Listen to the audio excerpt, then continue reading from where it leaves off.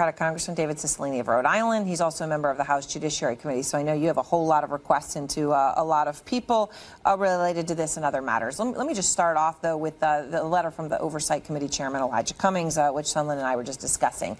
So he's saying Kushner is using private messaging, WhatsApp, and using the present tense to speak with foreign leaders.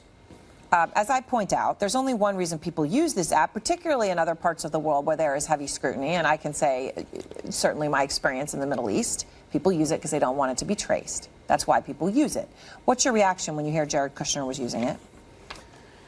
Well, and communicating with the Saudi Crown Prince. I'm sorry, and the Saudi Crown Prince, we understand, is one of the people he's communicating with.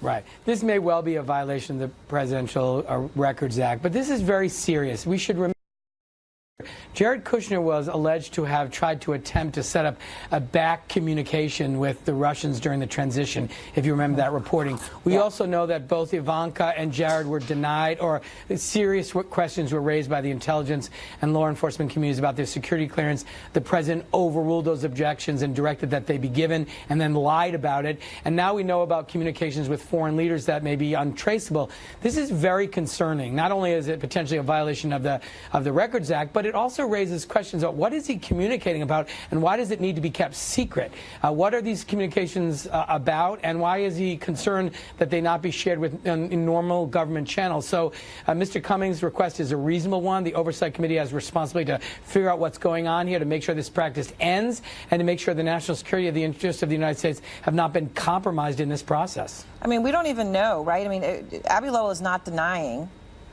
that Jared Kushner used the app to transmit classified information. He's not even denying that. And obviously the context here... that was the... Yeah, go ahead. Yeah, that was the most alarming part. When he was pressed, well, was classified information shared in this way? He said, oh, that's above my pay grade. So he didn't deny it. So now we have the very real potential that some of the most secretive classified information that Jared Kushner perhaps shouldn't have had access to begin with is now being shared with foreign leaders in an unsafe way and for a purpose that is unclear. So this is very serious. This is not just about the personal behavior of Jared Kushner. It's about protecting the national security interests of our country. Is this something, so obviously it's been reported that officials from at least 4 countries viewed Kushner as manipulative, someone they could manipulate, right? Those include the United Arab Emirates, Russia, China. We know he communicated, according to our reporting on this and perhaps other apps, with the Saudi Crown Prince, right?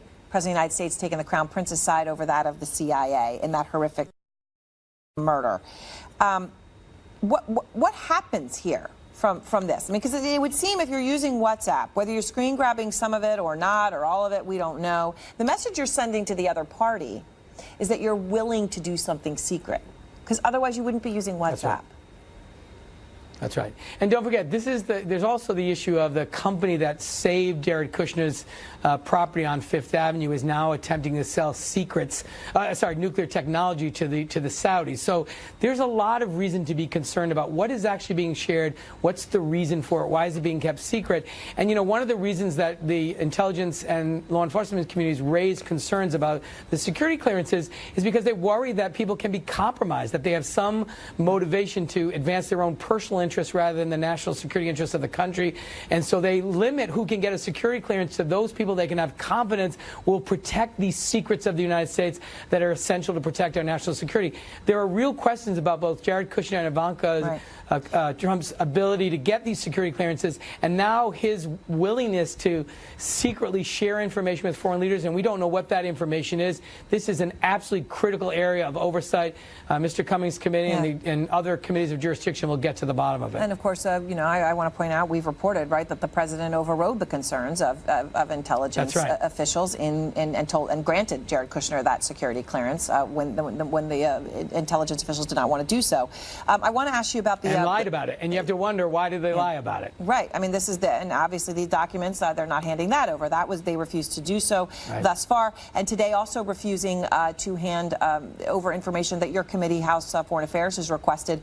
You got a letter from the White House counsel today saying, forget it, we're not going to give you the information, anything that we know about Vladimir Putin conversations with the president, that they know, right? I mean, some of those conversations literally no one was present for, but the two of them, so who knows?